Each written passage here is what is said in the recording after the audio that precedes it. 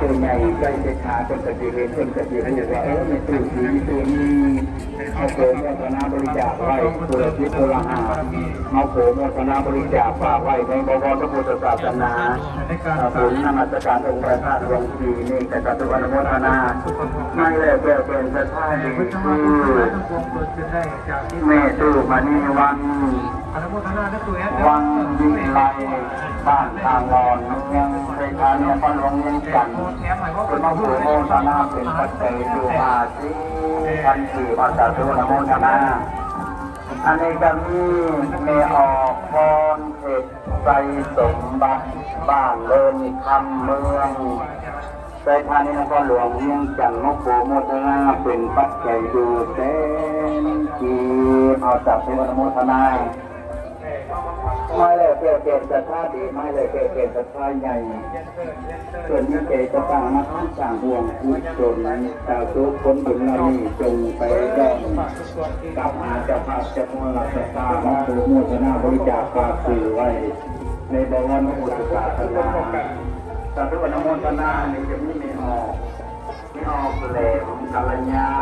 บ้านคนสามเมืองสีโคตรตะบองแล้วก็หลวงยังจันทร์เขาโปรโมทนาเป็นปัจจัยโยงามันดีมาจากตัวอนุโมทนาอันนี้กับนี้จะออกปลายทอง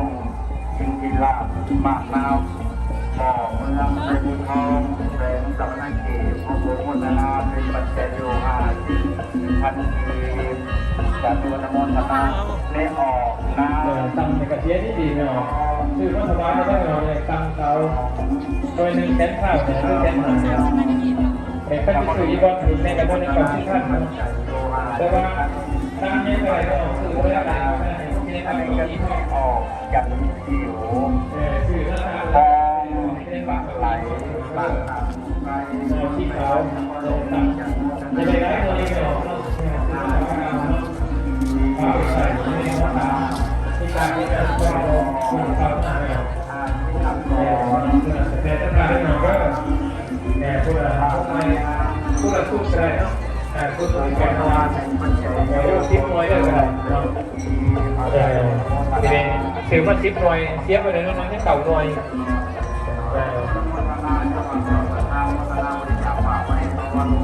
เอาแต่วันละวันเป็นน้อยเนี่ย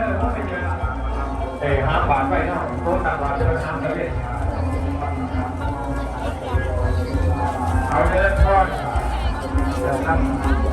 จากไปเอาครับเรียบร้อยแล้วที่ได้อ่านรายชื่อรายนามไปต่อทั้งไปทั้งแรกทั้งไปทั้งบอกพอใจว่าได้ยินสื่อมาโฆษณาทั้งที่สองจะเริ่มพอมาได้ตามมาตรฐานไปไม่มีอะไรต้องมาอยู่เพราะว่า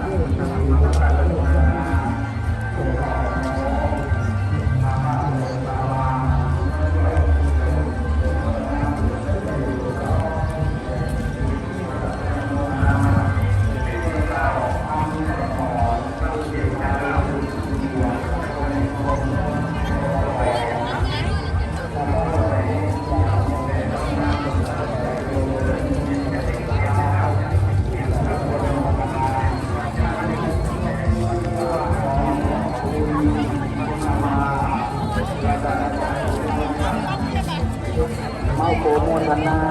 เป็นปัจจัยเป็นสาธารณ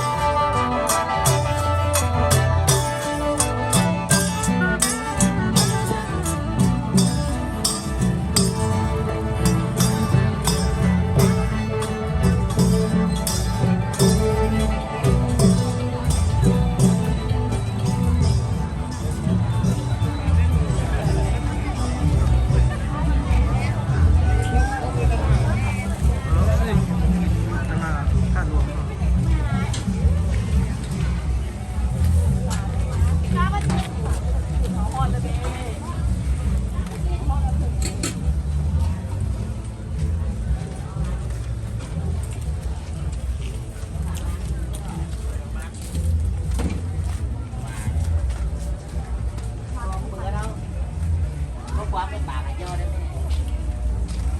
có quá bạc đắt tí nữa qua bán được về chung bán được